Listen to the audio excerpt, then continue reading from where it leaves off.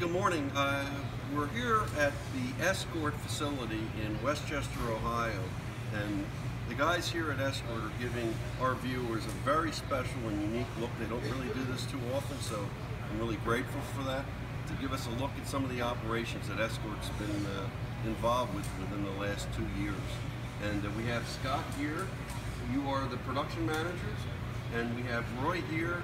He is the director of ops, and we're going to go around and they're really going to open up their shop, give you an idea of the magic that goes on here behind the scenes with Escort's products. So come on, let's take a look and let's have some fun. Come on, let's go. How's that sound? Yeah, sounds good. This is some of our customer care text right here. You wanna show that? You can go ahead. All right, Scott, you got this going. We're going to edit it, and then you can have them pan to these gentlemen. Yeah. Walk on down this way. Okay. So this is the customer care section that you were just looking at here. Data entry and our customer repairs them. This is the data entry. And what do those folks do? Customer repairs, when they come in, they record the repairs and then they also set them up for the technicians. Good morning, guys. Hope you had a good weekend. This is the Max CI assembly area. Now this is really special. This is where all the great stuff is happening with the CI. They used to produce this internationally, and they decided to bring this in. So this assembly is all now American made in the North America, and this is where all the magic's happening. These are essentially very hand assembled. So I think of Rolls Royce or Bentley. These are hand assembled, and in fact, these units, the CI units, the 360 CI, the CI units, are all hand assembled, hand checked, which ensures a very high quality construction, because you're going to see all of the steps and checks that these detectors go out before the lucky customers get them. So you want to take us through? When you walk through over here, you can see the assembly of our displays. We're also assembling the GPS modules. Can you speak up just a little bit, just to make sure? We're assembling the displays, the GPS modules. Go down further, we're programming our interfaces. Further down, we're starting to assemble our receivers, our M3s and our M7s. So you see here's the control modules. Good morning, guys. Good morning. This is the good stuff. This is the M3 and M7 assemblies. We go further down, we still have more testing of our M7 mainboard receivers. So they're doing testing and soldering of the cables. Over here, there's just some more assembly of the antennas down here. Look at this, doing this under a microscope. Yeah. That takes some steady hands. We got them. I guess no drinking over the weekend. That's correct. And there's some more delicate soldering over here. Can you Soldering get close on a and small show this? board. Yeah, go ahead.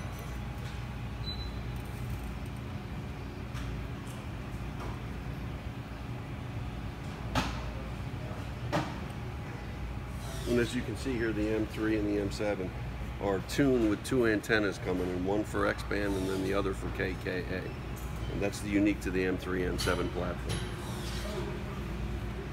Some more testing and programming before we get cased up in a watertight Good morning. receiver. Good morning. How you doing? All right. Good to see you.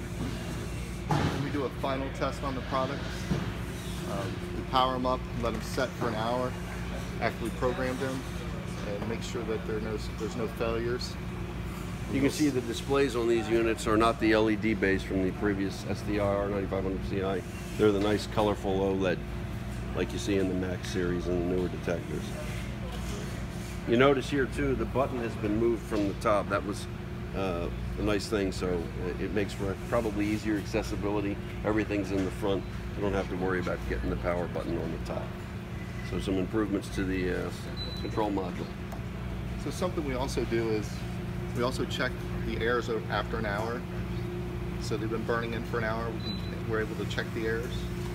Scott can kind of show you how they do that. Send the right whole display room. It's checking the air log. No errors. There was 0 errors. So that's So the guys are doing their job. Yeah, guys are doing their job. That's We'll do our final test over here.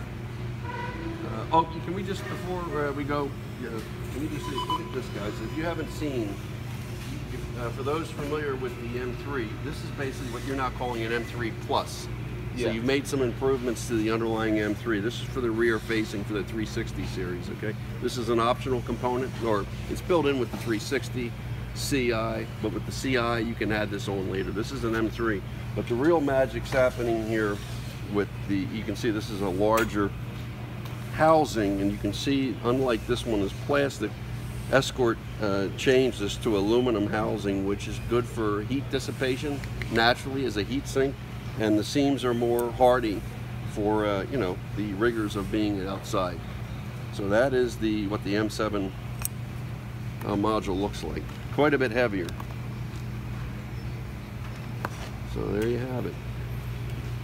This is the final product packed out over here. Good morning. Pretty cool stuff.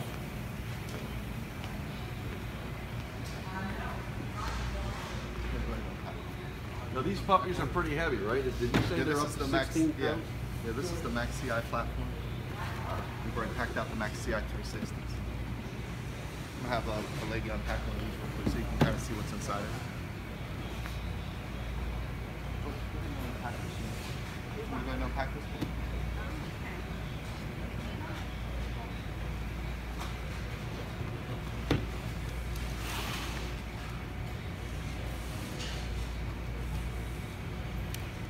What do you mean now this is an open box? Like an open box special?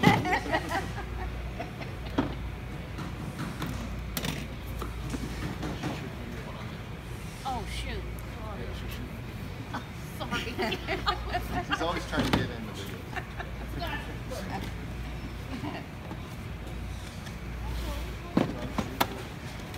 Come on in here. It's one big happy family. So you can see that right here, this is where you pack out the receiver. You can see these guys take pride in the assembly here. This So is this is the M7 packed out in here. Right. And you can also, the same boxes if you want to Max CI 360. You that's put where the M3 M3 in there, yeah. uniform would go. This is your presentation for your interface, your display, and your control, and your GPS. And then if they want This is shifters as an laser. optional, they can purchase the laser shifters a la carte, or if they buy the Max CI 360, they come with that. Okay.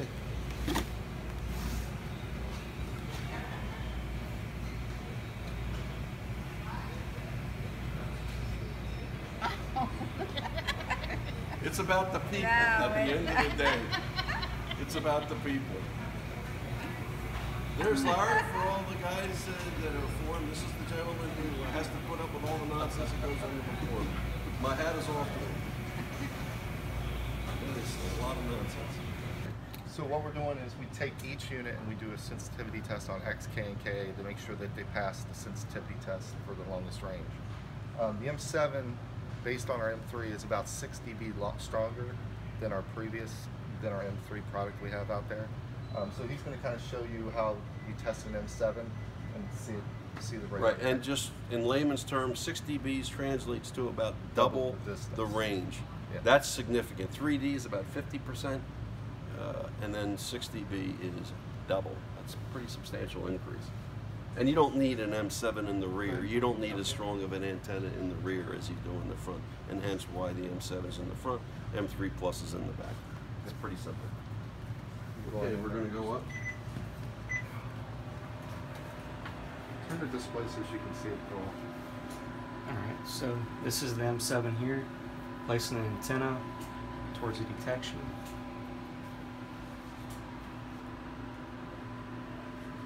Just go Ka. And then you close the door, I take it, to No, not really. not necessarily, okay.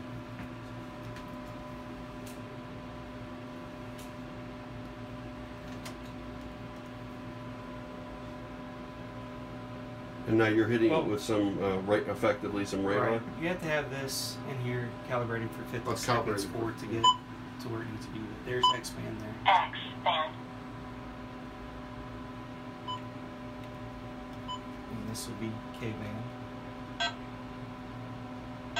K-band.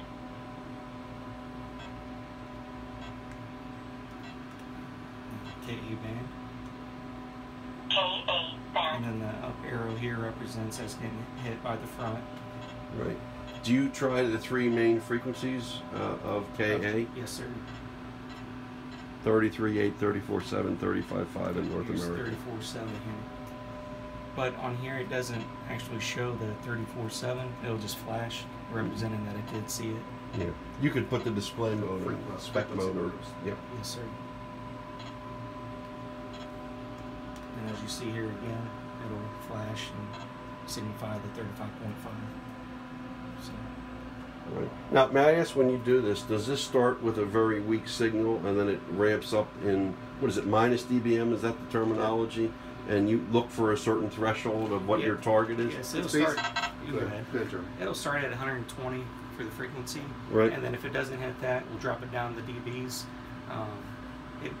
It'll go off around until 115 dBs. If it's lower than that, within plus or minus, it'll be a week.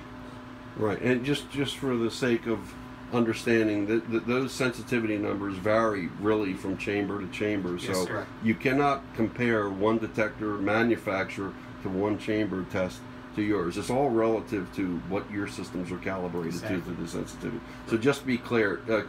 When you're looking at numbers, you can't compare one to the other. All you need to know is relative to the reference that they had previously, the M3s, for example, or other M4s, you know where your M7s are doing, and you're looking for that 6 dB increase in threshold, right, Jeremy? Yes, sir. That's There correct. you go. So that puts that in the proper context. Okay, thanks. All right, you're welcome. Appreciate it. Yeah, no problem. Take care. You too. Okay, some of you I'm sure probably know, and I've been cursed probably sometimes in the walls of this place, hopefully not. I'm the Veil Guy, and I've done reviews in the real world.